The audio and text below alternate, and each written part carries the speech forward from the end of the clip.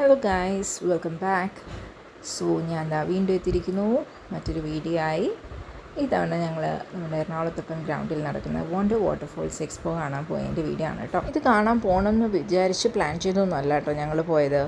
വീക്കെൻഡല്ലേ, വീട്ടിൽ ഇരുന്നപ്പോഴത്തേക്ക് അമ്മേനെയും കൂട്ടി പുറത്ത് പോകാമെന്ന് വിചാരിച്ച് പോയതാണ്. പോയ വഴി എന്താണ് നെക്സ്റ്റ് പ്ലാൻ, അല്ലെങ്കിൽ എവിടെ കയറും, എന്ത് ചെയ്യും എന്ന് ഓർത്തപ്പോഴത്തേക്കാണ് ഈ ഒരു എക്സ്പോ ഇത് കണ്ടത് നമ്മുടെ ഈ എറണാകുളത്തപ്പൻ ഗ്രൗണ്ടിൽ. കുറേ റീൽസ് കണ്ടു. ഇതെന്താ സംഭവം ഒന്ന് എക്സ്പീരിയൻസ് ചെയ്യാമെന്ന് ഓർത്ത് ഞങ്ങൾ ഓർത്തുന്ന ഇവിടെ തന്നെ ആയിക്കോട്ടെ, ഇവിടെ തന്നെ കയറി കളയാമെന്ന്. 150 റുപ്പീസാണ് കേട്ടോ ഒരാളുടെ എൻട്രി ഫീസ്. ഡൂഡുവിനും കൊടുക്കേണ്ടി വന്നു, ബിക്കോസ് 6 ഇയേഴ്സ് എബോ ആയതുകൊണ്ട്. അപ്പം ഇവിടെ തുടങ്ങുകയാണ്, ലൈക്ക് ഒരു വേറൊരു ലോകത്തൊരു ഇമാജിനറി വേൾഡിലെത്തിയ പോലെ തോന്നി.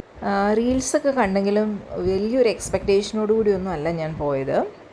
ബട്ട് എന്താണ് എന്നൊന്ന് നമ്മൾ ലൈഫിൽ വൺ ടൈം എക്സ്പീരിയൻസ് ചെയ്യുന്നത് നല്ലതല്ലേ എന്നോർത്ത് പോയതാണ്. പക്ഷേ ഇവിടെ ഉണ്ടായിരുന്ന സംഭവം എല്ലാം തന്നെ നല്ല അടിപൊളിയായിരുന്നു കേട്ടോ.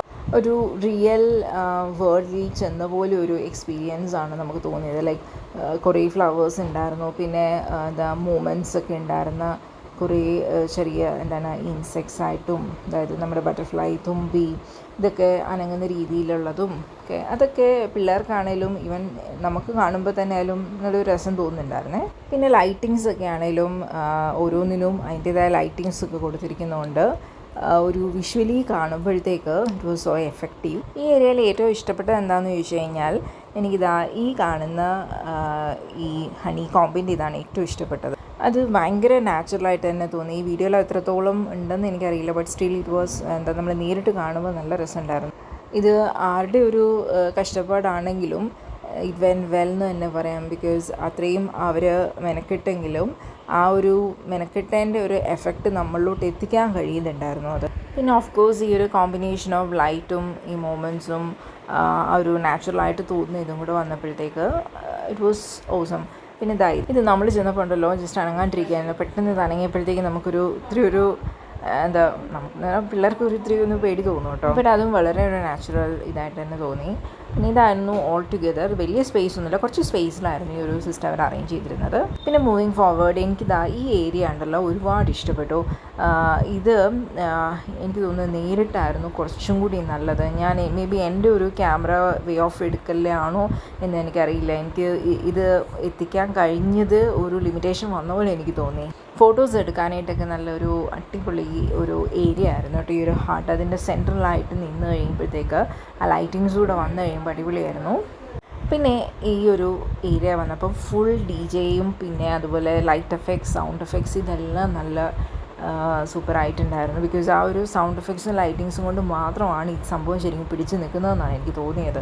കാരണം ആ ലൈറ്റിങ്സ് ഇല്ലായിരുന്നു എന്നുണ്ടെങ്കിൽ ഈ ഒരു നോർമൽ നാച്ചുറൽ വാട്ടർഫോൾസ് പോലെ തന്നെ നമുക്ക് തോന്നുന്നുണ്ടായിരുന്നുള്ളൂ.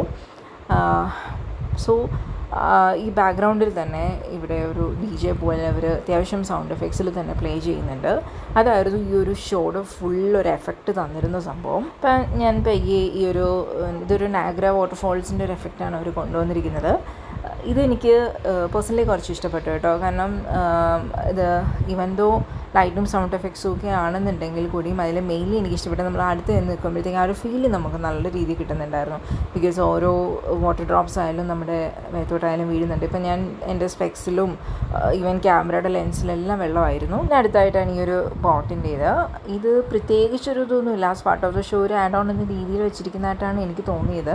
ഞാൻ കയറി നോക്കിയില്ല കേട്ടോ, കുറച്ച് മടി പിടിച്ചു. അപ്പം ഇത് കുറച്ച് വീഡിയോ ഇങ്ങനെ അവൻ കയറുന്നതായിട്ടൊക്കെ ഞാൻ എടുത്തു.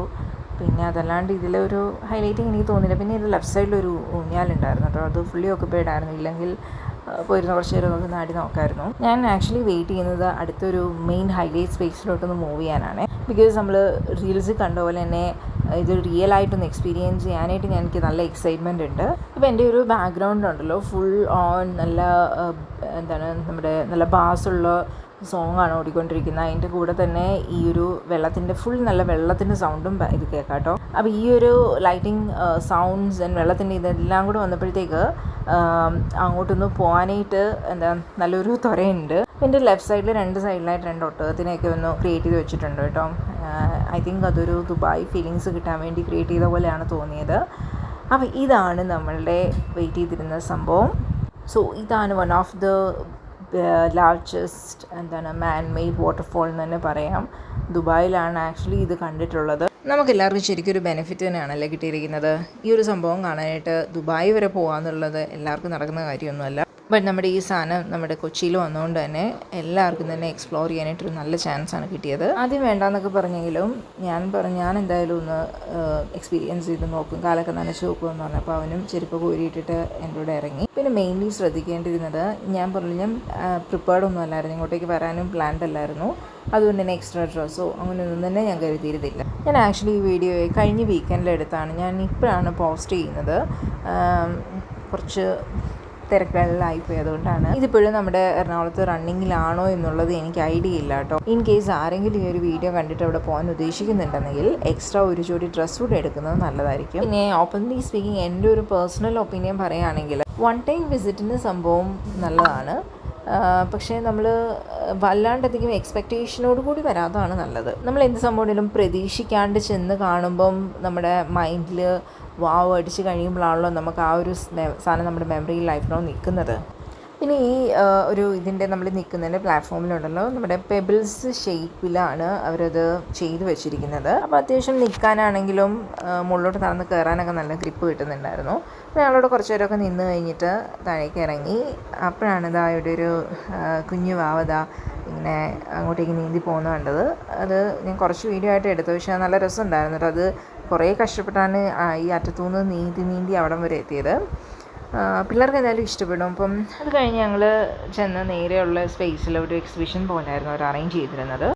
കുറേ ഫർണിച്ചേഴ്സ് ഉണ്ടായിരുന്നു. പിന്നെ മെയിനായിട്ട് കുറേ അധികം ബുക്സുകൾ ഡിസ്പ്ലേക്ക് വെച്ചിട്ടുണ്ടായിരുന്നു അവിടെ. ഞാൻ അങ്ങനെ ഒരു റീഡിങ് ഹാബിറ്റ് ഉള്ളൊരു വ്യക്തിയല്ല, അതുകൊണ്ട് അധികം ഞാൻ ബുക്സിലോട്ടൊന്ന് നോക്കി ബുക്സ് വാങ്ങുമോ അങ്ങനെയൊന്നും ചെയ്തിരുന്നു. എൻ്റെ ഓർമ്മയിൽ ഐ തിങ്ക് ഞാൻ വർഷങ്ങൾക്ക് മുമ്പ് വായിച്ചൊരു ബുക്ക് നമ്മുടെ ബഷീറിൻ്റെ ഭാർഗവീ നിലയം എന്ന് പറഞ്ഞൊരു ബുക്കാണ്.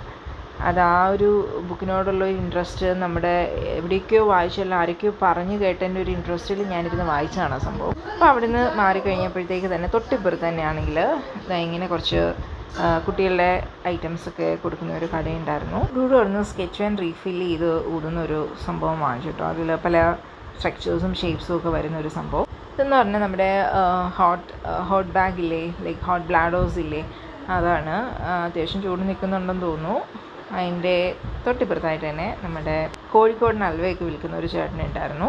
ആസ് യൂഷ്വൽ മിക്ക എക്സിബിഷനിലും കാണുന്ന പോലെ തന്നെ അൽവയുടെ കുറേ വെറൈറ്റീസ് ഉണ്ടായിരുന്നു. എല്ലാം ഞാൻ കുറച്ചൊക്കെ ഒന്ന് ടേസ്റ്റ് ചെയ്തൊക്കെ നോക്കി കേട്ടോ. I am a big halwa fan, അതുകൊണ്ട് കുറച്ച് ഹൽവ ഞാൻ ടേസ്റ്റ് ചെയ്തു, കുറച്ച് സാധനം ഞാൻ വാങ്ങിക്കുകയും ചെയ്തു. ചക്ക ഹൽവ, ദെൻ പൈനാപ്പിൾ, അങ്ങനെ കുറേ ഫ്ലേവേഴ്സ് ഉണ്ടായിരുന്നു കേട്ടോ. പിന്നെ ആസ് യൂഷ്വൽ അല്ലാണ്ട് കുറേ സ്നാക്സ് ഐറ്റംസ് ഉണ്ടായിരുന്നു, അതൊന്നും ഞാൻ വാങ്ങിച്ചില്ല. അടുത്ത ഏരിയ എന്ന് പറയുന്നത് എനിക്കത്ര ഇൻട്രസ്റ്റ് ഉള്ള സംഭവമല്ല, അത് ചേട്ടൻ്റെ ഏരിയ ഓഫ് ഇൻട്രസ്റ്റ് ആണ്. ആൾ പോയി ചോദിക്കുകയോ പറയുകയോ എന്തൊക്കെയോ ചെയ്യുന്നുണ്ടായിരുന്നു. ഞാൻ ജസ്റ്റ് പോയി കണ്ട് വേഗം അവിടെ ഞാൻ ഓടി. വണ്ടി കഴുകുന്നതാണോ അല്ലാണ്ട് ക്ലീൻ ചെയ്യുന്നതാണോ ഒന്നും അറിയില്ല.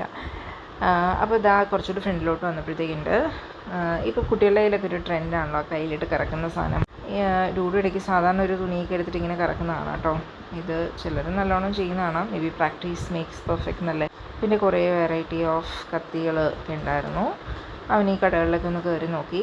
പിന്നെ എനിക്ക് ഇൻട്രസ്റ്റ് ഉള്ള ഏരിയ ഇതായതുകൊണ്ട് ഞാൻ ഈ ഒരു ഏരിയയിലോട്ടൊക്കെ പോകും. പണ്ട് ഉത്സവം കൂടാനൊക്കെ പോകുമ്പോഴത്തേക്ക് ഭയങ്കര ഒരു ഇൻട്രസ്റ്റ് ആയിരുന്നു. പക്ഷേ ഇപ്പോൾ അത് കാണാനുള്ള ഇൻട്രസ്റ്റേ ഉള്ളൂ, വാങ്ങിക്കാനുള്ള കാര്യമൊന്നും എനിക്കില്ല. എന്തോ അതെൻ്റെ നഷ്ടപ്പെട്ടു പോയി എന്ന് തോന്നുന്നു. നമ്മൾ സ്ഥിരം കാണുന്ന ഐറ്റംസ് തന്നെ, നത്തിങ് സ്പെഷ്യൽ. പിന്നെ ഈ ഒരു ഏരിയ അടിപൊളിയായിരുന്നു. കുറേ നാളുകൂടി കുറേ കുപ്പികളൊക്കെ ഇങ്ങനെ അടുപ്പിച്ച് വെച്ചിരിക്കുന്നതും. ഇതെനിക്ക് തോന്നുന്നു ലൈക്ക് എൻ്റെ ഓർമ്മ ശരിയാണെങ്കിൽ 120 rupees ആയിരുന്നു ഒരു സെറ്റിന്. സോ കുറച്ച് കുപ്പികളെയൊക്കെ കണ്ടു കഴിഞ്ഞിട്ട് ഞാൻ ഈ ഏരിയയിലോട്ട് വന്നു. ഇത് നല്ലൊരു സ്മെല്ല് തരുന്ന ഏരിയ ആണ്.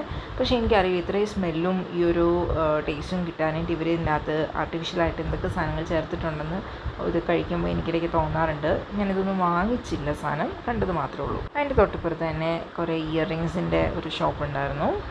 ഇവിടുന്ന് ഞാനൊന്നും വാങ്ങിച്ചില്ല, എല്ലാവർക്കും കണ്ടു. പിന്നെ എല്ലാം സ്ഥിരം കാണുന്ന പോലത്തെ കുറച്ച് ഐറ്റംസൊക്കെ തന്നെയായിരുന്നു. പിന്നെ ഈ ചെരുപ്പിൻ്റെ ഏരിയ, കുറച്ച് വെറൈറ്റി ചെരുപ്പുകളൊക്കെ ഉണ്ടായിരുന്നു കേട്ടോ. പക്ഷെ ഞാനതൊന്നും തന്നെ വാങ്ങിച്ചില്ല, കാരണം ഇതെനിക്ക് അത്ര അഫോർഡബിൾ ആയിട്ട് തോന്നിയേയില്ല.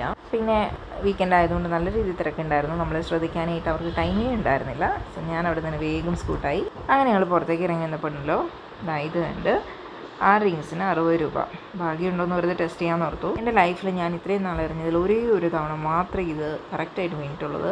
അന്ന് എനിക്ക് തോന്നുന്നു ഹോർലിക്സ് ബിസ്ക്കറ്റാണെന്ന് തോന്നുന്നു കിട്ടിയത്. പിന്നെ ഈ തവണ ഭാഗ്യം ഉണ്ടോ എന്നൊന്ന് പരീക്ഷിക്കാമെന്ന് ഓർത്തു. 6 റിങ്സിൽ 3 ഞാനറിയാം, 3 ഡൂഡൂനും കൊടുക്കാമെന്ന് ഓർത്തു. പക്ഷേ എൻ്റെ കണക്കൂട്ടലെല്ലാം തെറ്റി. എനിക്ക് 2 എറിയാൻ പറ്റുള്ളൂ, ബാക്കി ഡൂഡൂന് കൊടുക്കാൻ പറഞ്ഞു. പിന്നെ ചേട്ടനും ട്രൈ ചെയ്തു.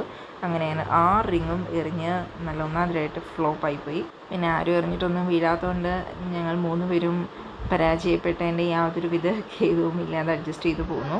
അവിടെ നേരം കഴിഞ്ഞപ്പോൾ കുറേ റൈഡ്സ് ഉണ്ടായിരുന്നേ. പിന്നെ എനിക്ക് പേഴ്സണലി കണ്ടിട്ട് ഒരു രീതിയിലും ഇഷ്ടപ്പെടാനൊരു റൈഡാണിത്. സംഭവം സേഫൊക്കെ ആയിരിക്കും, എന്നാലും എൻ്റെ ഉള്ളിൽ ഇത് കയറണ്ട എന്ന് പറയുന്ന പോലെ ഇതിൻ്റെ അകത്തിരിക്കുന്ന ആൾക്കാർ ബഹളം വെക്കുന്നതോറും ഇത് ഓപ്പറേറ്റ് ചെയ്യുന്ന ആൾക്ക് ഇത്തിരി ഹരം കയറുന്ന പോലെ എനിക്ക് തോന്നിയത്. കാരണം അങ്ങേ അറ്റം വരെ ഈ സാധനം മുട്ടുന്നുണ്ടായിരുന്നു. നമുക്ക് ഇരിക്കുന്ന ആൾക്കാരെ കാണുമ്പോൾ ഒരു പേടി. അത് കണ്ട് ഇറങ്ങിയപ്പോൾ ഉണ്ട് കുറേ ചേച്ചിമാർ, ഹിന്ദിക്കാർ ചേച്ചിമാർ നല്ല കമ്മലുകളൊക്കെ വിൽക്കുന്ന ഷോപ്പ് കണ്ടു. 300 റുപ്പീസ്, 120, 180 അങ്ങനെ പല റേഞ്ചിലുണ്ടായിരുന്നു. വില പേശി വാങ്ങാം. ഒരു 9:30 ഒക്കെ കഴിഞ്ഞിരുന്നു ഇറങ്ങാനായിട്ട്. അപ്പം ഇവരുടെ ഒരു ടൈമിംഗ് 4 to 9:30 ആയിരുന്നു. അങ്ങനെ നടന്നു വന്നപ്പോഴത്തേക്ക് ഇവിടെ ഒരു അഗ എന്ന് പറഞ്ഞിട്ടൊരു സാരിയുടെ ഒരു ചെറിയൊരു സ്റ്റോൾ കണ്ടത്. അവർക്ക് ഇൻസ്റ്റാ പേജ് ഉണ്ട്, ഷോപ്പായിട്ടുണ്ടെന്നാണ് പറഞ്ഞത്. മൽക്കോട്ടൺ സാരീസ് കുറേ ഉണ്ടായിരുന്നു. സംഭവം കുഴപ്പമില്ല, ഒരു 1,200 ആ റേഞ്ചിലൊക്കെയുള്ള സാരീസ് ഉണ്ടായിരുന്നു. അപ്പോൾ അതൊക്കെ ഞങ്ങൾ കണ്ടു, പയ്യെ നടന്നു. അങ്ങനെ ടൈം പോയതറിഞ്ഞില്ല. സോ മറ്റൊരു വീഡിയോ ആയി വീണ്ടും കാണാം. അതുവരെ എല്ലാവർക്കും ബൈ.